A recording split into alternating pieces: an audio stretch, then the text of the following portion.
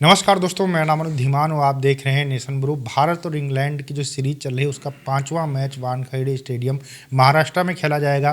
क्या रहेगी pitch report, कितना हाईएस्ट स्कोर है, इस सारी चीज़ों के बारे में बात करेंगे। क्या कहेंगे अवध जी, जो मैच होने वाला है वानखेड़े स्टेडियम के अंदर, तो वहाँ की जो पिच है वो कैसा रिस्पॉन्स करती है, किसके लिए ज़्यादा सही रहती है, मतलब कौन से टाइप के बॉलर हैं, स्पिन है या फास्ट बॉलर हैं जो ज़्यादा वहाँ पर प्रभावी रहते हैं। अनुज जी, देखा जाए तो वानखेड़े स्टेडियम में हमेशा से हाई स्कोरिंग होती है और वहाँ पर फास्ट बॉलिंग ज़्यादातर चलती है। वो स्पिन बॉलिंग के लिए वो पिच ज़्यादा प्रभावी नहीं है। वहाँ फास्ट बॉलिंग बहुत प्रभावी रहती है और हमको लगता है वहाँ पर पेस अटैक बहुत काम करेगा। हाँ, तो आपके हिसाब से पेस अटैक बहुत ज़्यादा काम करेगा। जो पिछले मैचेस हुए हैं जो जिनको हम लोगों ने देखा है, उसमें हमने देखा है कि जो फास्ट बॉलर थे वो ज़्यादा वहाँ पर अटैकिंग रहे हैं। तो कौन से ऐसे बॉलर हैं, हालांकि एक ही बॉलर के साथ में भारतीय क्रिकेट टीम इस समय खेल रही है, तो ये सही रहेगा? क्योंकि अगर एक ही बॉलर वहाँ पर जाएगा तो जाहिर सी बात है भारतीय क्रिकेट टीम को नुकसान ही होगा। नहीं अनुज जी, अब इनको तो ये दो पेसर के साथ खेलना चाहिए और हमारा तो ये कहना है कि इनको 3 पेसर के साथ खेलना चाहिए। मोहम्मद शमी को भी खिलाएं और 2 स्पिनर रखें और बहुत बढ़िया वहाँ अगर टॉस जीतती है इंडिया, तो हम हमेशा कहते हैं कि टॉस जीतने के बाद इंडिया को पहले बैटिंग करनी चाहिए। लेकिन अनुज जी, हम आपसे कह रहे हैं कि वानखेड़े में जो टॉस जीतेगा महत्वपूर्ण होगा और टॉस जीतने के बाद उसको पहले बॉलिंग करनी चाहिए और जितने कम से कम स्कोर में विपक्षी टीम को जो कम से कम स्कोर में लगभग अगर 150-160 रन के स्कोर पे रोक देती है, तो चूंकि वहाँ पर हाईएस्ट स्कोर होता है तो सेकेंड पारी जो खेलेगा वो उसको चेस कर लेगा। और हम चाहते हैं कि वहाँ पर इंडिया टॉस जीतने के बाद पहले बॉलिंग करे। हाँ, जो यहाँ पर मैचेस हुए हैं, शायद 12 मैचेस हुए हैं इस पूरे ग्राउंड के ऊपर। जो यहाँ पर मैचेस हुए हैं उसमें 12 मैचेस T20 के खेले गए हैं इस ग्राउंड के ऊपर, जिसमें से 7 जो है जिसने पहले बॉलिंग की है वो मैचेस जीते हैं और 5 जिन्होंने पहले बैटिंग की है वो मैच जीते हैं। तो ये दर्शाता है कि जो ड्यू फैक्टर है वो ज़्यादा प्रभावी रहेगा पिच के ऊपर। अब देखिए, आपके पास 8 नंबर तक बैटिंग भी है, तो अगर आप इंग्लैंड इस समय पता नहीं किस चीज़ से जूझ रही है कि उसका इतना बढ़िया परफॉर्मेंस शुरू में होता है लेकिन लास्ट तक वो भी तू चल मैं आता हूँ की तरह चल रहे हैं।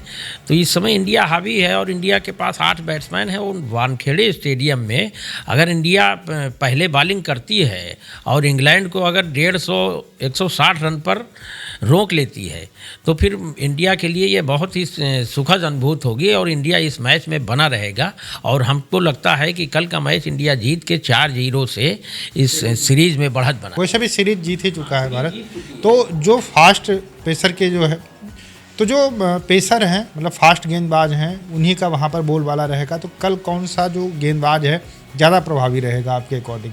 क्योंकि जो हर्षित राणा है वो पिछले मैच के अंदर आए थे एज ए सब्स्टिट्यूट प्लेयर और वहाँ पर उन्होंने 4 ओवर में 33 रन दिए और उसके बाद में 3 विकेट भी लिए। नहीं सॉरी 33 रन ही दिए थे उन्होंने। तो हर्षित राणा को खिलाना चाहिए, शमी को खिलाना चाहिए, या फिर जो है अर्शदीप? तीनों में से ज़्यादा प्रभावी कल कौन रहेगा आपके अकॉर्डिंग? नहीं, अर्शदीप देखो, कभी कभी ऐसा होता है कि बॉलर, हाँ जैसे लास्ट वाला मैच जो है, हाँ जैसे लास्ट में, अब अर्शदीप उस समय उनकी पिटाई हो गई लेकिन अर्शदीप हमेशा विकेट टेकर रहा है और अर्शदीप ने जब भी उसको विकेट की ज़रूरत, कल भी उसने 1 विकेट लिया है अर्शदीप ने, कल भी 1 विकेट पाया है। तो ऐसा नहीं है। और अर्शदीप मेन बॉलर है आपका। शमी फिटनेस की वजह से जूझते रहते हैं लेकिन शमी अगर खेलते हैं तो सो फार गुड। हम तो चाहते हैं कल 3 फास्ट बॉलर के साथ इंडिया उतरे और बढ़िया उनको कम से कम रन पर रोके।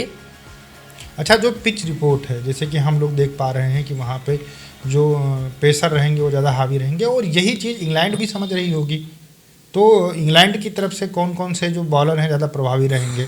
अब इंग्लैंड में देखिए, मार्कवुड को कल उन्होंने चेंज किया और उसकी जगह पर उसका नाम कोई है साकिब, हाँ साकिब करके है, साकिब है एक, और उसने महमूद, हाँ उसने ही 3 विकेट लिया और इंडिया को घुटने पे ला दिया था। तो हमको लगता है कि इंग्लैंड भी कल 3-4 फास्ट बॉलरों के साथ उतरेगी और वो वैसे भी 4 फास्ट बॉलरों के साथ खेल रही है। आर्चर बहुत अच्छी, आर्चर भी बढ़िया बॉलिंग करते हैं और बॉलिंग की दृष्टि से अगर देखा जाए तो इंग्लैंड की फास्ट बॉलिंग इस समय ज़्यादा मजबूत है।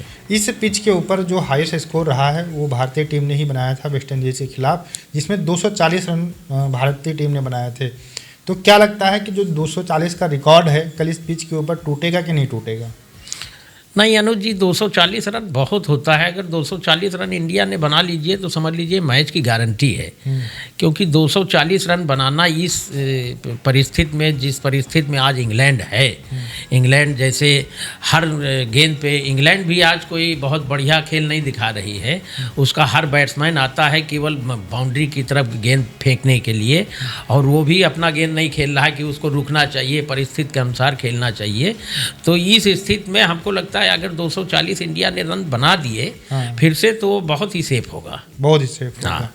कम से कम कितना स्कोर होना चाहिए अब कम से फाइट कम करने के लिए अगर पहले बैटिंग करती है? क्योंकि देखिए ये जो कंडीशन हम लोग डिस्कस कर रहे हैं, ये इंग्लैंड के जो कप्तान होंगे, इंग्लैंड की जो टीम होगी, उनके मेंबर होंगे, टीम मेंबर होंगे, या फिर जो भी उनके ग्राउंड स्टाफ होगा, वो सब देख रहे होंगे, सब कुछ वो घड़ी लगाकर बैठे होंगे। तो अगर वो पहले टॉस जीतते हैं तो जाहिर सी बात है वो पहले यही कहेंगे कि भैया हम जो है बॉलिंग करेंगे। तो कितना स्कोर होना चाहिए? वैसे तो अनुज जी हम हमेशा कहते थे कि जब इंडिया टॉस जीते तो हम ज़्यादातर यही कहते हैं उसको पहले बैटिंग करनी चाहिए, लेकिन ये पहला मैच है और ये जो मुंबई में हो रहा है, इसमें हम कहते हैं अगर इंडिया को ये मौका मिले, जिसमें लकी है हमारे कप्तान सूर्या जी, टॉस वो जीत ही लेते हैं। अगर टॉस जीत जाएँ तो इसमें वो बॉलिंग पहले लें और उसको कम से कम स्कोर पर रोके। 140-50 रन के अंदर अगर इंग्लैंड को रोक देंगे तो मैच पे हावी रहेंगे। और अगर इंडिया पहले खेलती है, मान लीजिए इंडिया पहले खेलती है, तो इंडिया को लगभग 180-90 रन से, क्योंकि हाई स्कोर मैच होगा, तो हम 180-90 रन से अगर कम रन बने तो फिर मैच में मज़ा नहीं आएगा, फिर मैच इंग्लैंड की तरफ भी जा सकता है। तो लगभग 190 रन जरूर होना चाहिए कल। 190 रन कम से कम होना चाहिए अगर पहले बैटिंग करते हैं, और अगर 100% मैच जीतना है 240 वाला जो रिकॉर्ड है वो तोड़ना पड़ेगा। हाँ, 100% में तो 240। कल अगर सूर्या नहीं चलते हैं तो फिर क्या ऑप्शन होना चाहिए? क्योंकि लगातार परफॉर्मेंस खराब होती चली जा रही है।